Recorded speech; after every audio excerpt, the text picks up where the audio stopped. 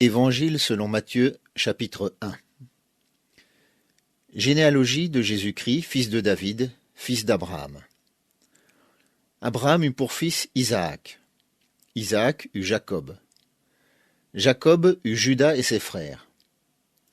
Juda eut Péretz et Zérak de Tamar. Péretz eut Hetzrom. Hetzrom eut Aram. Aram eut pour fils Aminadab. Aminadab eut Nachon. Nachon eut Salmon. Salmon eut Boaz de Rahab. Boaz eut Obed de Ruth. Obed eut pour fils Isaïe. Isaïe eut David. Le roi David eut Salomon de la femme d'Uri. Salomon eut pour fils Roboam. Roboam eut Abijah. Abijah eut Asa. Asa eut pour fils Josaphat. Josaphat eut Joram.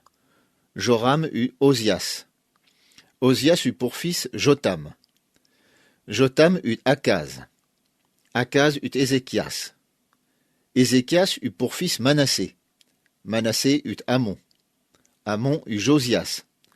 Josias eut pour descendant Jéconias et ses frères au temps de la déportation à Babylone. Après la déportation à Babylone, Jéconias eut pour fils Shealtiel. Shealtiel eut Zorobabel. Zorobabel eut pour fils Abiyud. Abiyud eut Eliakim. Eliakim eut Azor. Azor eut pour fils Sadok. Sadok eut Hakim. Hakim eut Eliud. Eliud eut pour fils Éléazar. Éléazar eut Matan. Matan eut Jacob. Jacob eut pour fils Joseph, l'époux de Marie, de laquelle est né Jésus, qui est appelé Christ. Il y a donc en tout 14 générations depuis Abraham jusqu'à David, 14 générations depuis David jusqu'à la déportation à Babylone, et 14 générations depuis la déportation à Babylone jusqu'au Christ. Voici de quelle manière arriva la naissance de Jésus-Christ. Marie, sa mère, était fiancée à Joseph. Or, avant qu'ils aient habité ensemble, elle se trouva enceinte par l'action du Saint-Esprit. Joseph, son fiancé, qui était un homme juste et qui ne voulait pas l'exposer au déshonneur, se proposa de rompre secrètement avec elle. Comme il y pensait, un ange du Seigneur lui apparut dans un rêve et dit « Joseph, fils de David, ne crains pas de prendre Marie pour femme, car l'enfant qu'elle porte vient du Saint-Esprit.